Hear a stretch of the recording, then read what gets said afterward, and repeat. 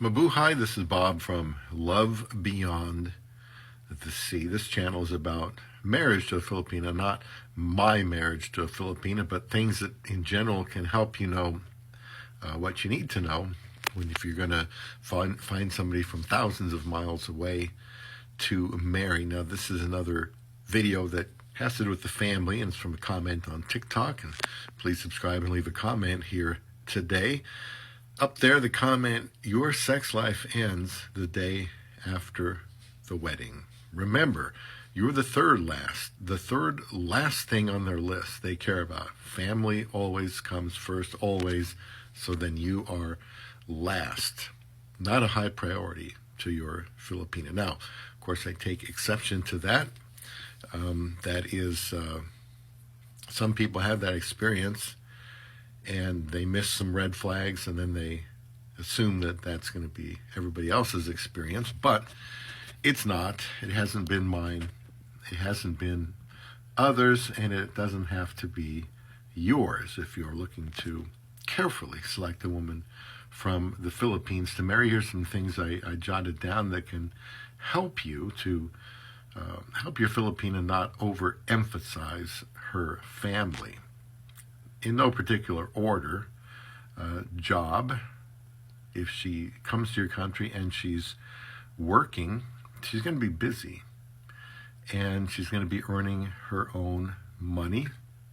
Therefore, it's a lot easier for her to choose to help out certain people. Easier in the sense that she has money and there's less pressure and tension, from the people that are pressuring her. Now, she's not obligated to give to everybody, and, making her own money allows her to be selective with who she helps. And encourage her growth in her job, whatever it is. Maybe she can move her way up there and keep up with her day at work when she comes home. Talk to her about that. So this helps kind of solidify the fact that she is getting her feet wet in her new country. Also, you could help her learn different things. It could just be she takes a class of some kind and something that of interest, like a hobby. My wife right now is learning Spanish. She knows English, of course, and because she's working here, she knows Filipino, of course. And she's learning Spanish, and I'm sure she's still young enough to learn that, and I think she will be able to learn that. And she's around some people that speak Spanish, and that's like anything else. You want to learn a language, you need to be doing it and hearing it regularly. So having her pick up an interest or a hobby, what's wrong with that? We all need hobbies, something outside of work to do. Another thing you can do to help her not de-emphasize but not overemphasize her family is your own verbal support of her family. I care about my wife's family, and we've been there 4 or 5 times, and that means it's important to me to be able to get on that plane. For us, it's 4 flights, and it's a big hassle. 4 flights there, 4 flights back. It takes about a day and a half to get there. Well, that's a little bit of support right there. Just willing to go with her and help her family, whether it's materially or go with them on certain trips, have them see things they haven't seen before.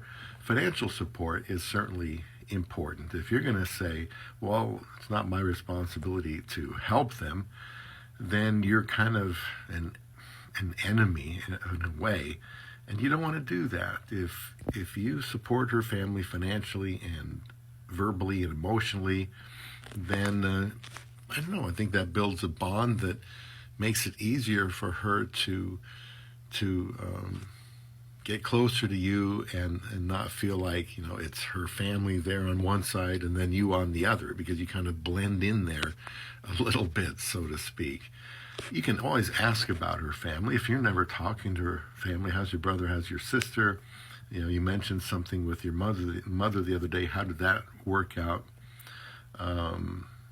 remember those things. Just make a mental note and ask her, how did that situation turn out?